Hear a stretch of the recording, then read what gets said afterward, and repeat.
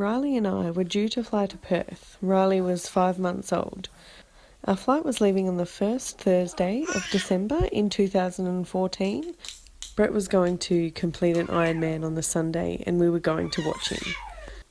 Riley was born with hydrocephalus, which is enlarged ventricles in the brain. For this, he was just having regular ultrasounds through his fontanelle to monitor it. Riley was booked in for a routine ultrasound the day before we were supposed to be flying out to Perth. After the ultrasound, the neurosurgeons came to see us and told us that Riley's ventricles had grown more than they were comfortable with.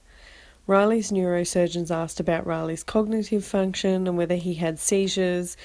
His team wanted him to have an MRI in the next couple of days. They booked him in for Friday and we had to cancel our flight to Perth and make it for the day before the Ironman, which was the Saturday. Friday came around and Riley had to fast for 6 hours prior to the MRI because he was going to need a general anaesthetic. An MRI of the brain takes 30 to 40 minutes and you have to be completely still, which is virtually impossible for a 5-month-old baby. So that's why he needed a general anaesthetic. After the MRI, Riley's neurosurgeon came to see Riley and I in recovery. Riley's ventricles were dangerously large and he would need surgery. Because Riley hadn't had any seizures and his cognitive function wasn't affected, as far as they could see when they checked his reactions and such, we were allowed to have Christmas at home and he was booked in for surgery on the 2nd of January. Riley and I had to cancel our trip to Perth. The surgery would entail them going into his brain with a camera and making an opening for his brain fluid to drain out. Christmas at home was lovely. He would need to have another MRI a week before the surgery so they could map out his brain. He needed to fast again in preparation for the general anaesthetic for the MRI he had between Christmas and New Year's Eve. He came out of the MRI with these plug-looking things all over his head in preparation for the surgery. The 2nd of January rolled around very quickly. The surgery was reasonably quick, around 1.5 to 2 hours from memory, and Riley spent one night in intensive care with an external ventricular drain sewn into his head. The ventricular drain was to measure the pressure of the ventricles in his brain. He was moved to a ward where we stayed for about 4 or 5 days and then we were allowed to go home. We left the ward, heading home. We stepped into the lift and noticed something leaking from his wound. We went back up to the ward, they checked it, did a dip test and confirmed it was brain fluid. Get comfy, we're not going anywhere. We were readmitted and spent another 3 or 4 days being monitored. In that time he had no further leaks, so they were confident his surgery had been a success and we were free again. Discharged, we went home, we spent one night at home, and the very next morning I noticed Riley's wound leaking again. Knowing he would be readmitted, I packed my bag and went to emergency. We were admitted and we spent another 4 or 5 days in hospital.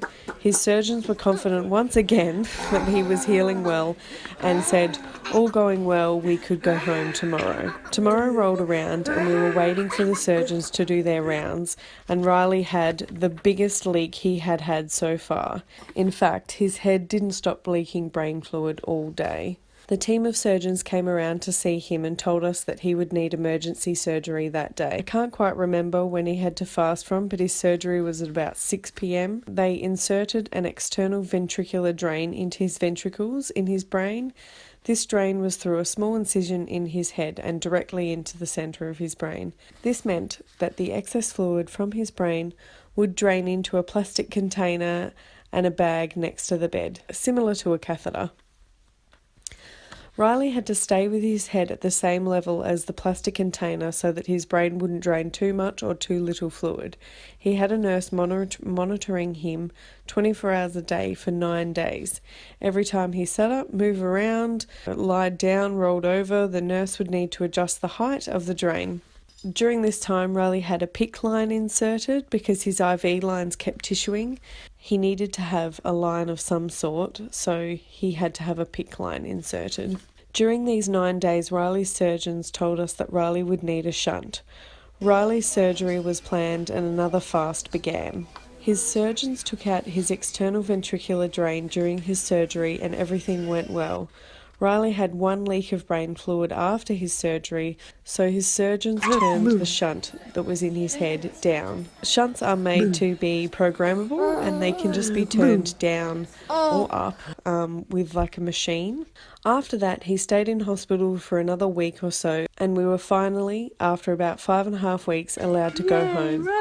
For the whole duration that Riley was in hospital, the nurse had to wake him every 4 hours to check his odds, reflexes, reactions and alertness. That was one of the most tiring parts of the hospital stay. Getting a 5-month-old back to sleep in the middle of the night because he's had to be woken right up so that they can see that he's alert is fun.